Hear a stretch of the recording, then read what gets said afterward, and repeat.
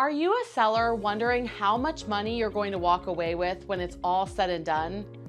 The reality is there's a lot of information out there for first-time home buyers, but not a whole lot for first-time home sellers. Today, we're going to talk about exactly what you're going to walk away with at the end of a home sale so you know what to be prepared for. I'm Sarah Reynolds, CEO of EmpowerHome, and I've had the pleasure of helping over 5,000 families sell their home.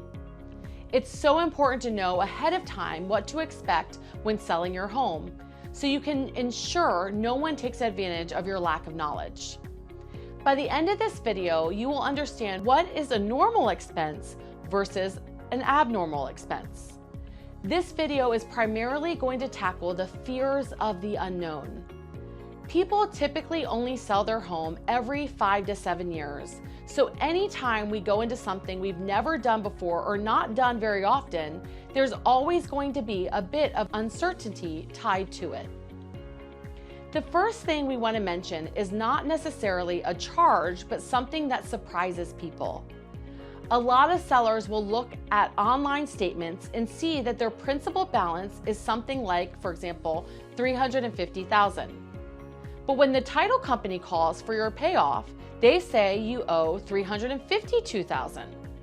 Many homeowners will call me and say, "No, I owe $350,000. I'm looking at it right here online."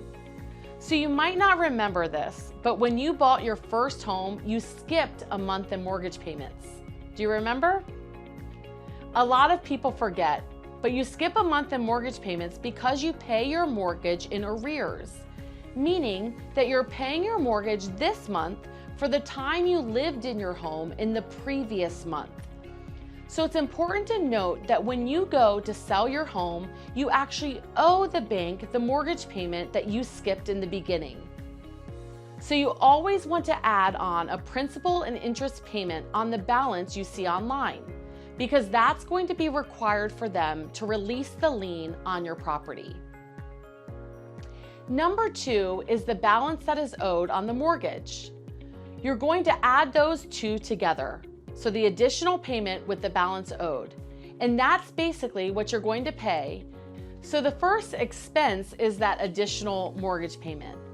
The second is the balance that's owed on the mortgage. You're going to add those two together, and that's what you're going to pay at settlement when you go to close on your home. The number 3 expense is prorated taxes. Now this is a little tricky because you pay it at closing. Let's say you're closing in September and you've paid 15 days worth of taxes, and the buyer is going to pay the taxes in December for the time that you own the home from June through September. This means you're going to owe the buyer that money because they're paying it on your behalf. You're going to want to be prepared to pay prorated taxes. You might be saying, haven't I already paid taxes in your mortgage payment? Yes, you have. You actually have already paid that. So even though you're paying it on your settlement statement, you're actually going to get a check back from your mortgage company, typically 30 to 60 days after closing, for the additional money that's been being held on your behalf in your escrow account. If you want to know the rest of the charges that will accumulate when you sell your home, register for our free seller workshop.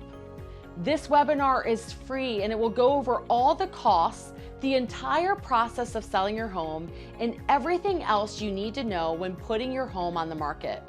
Sign up today for this free webinar or give us a call for more information. We are always here to answer your questions.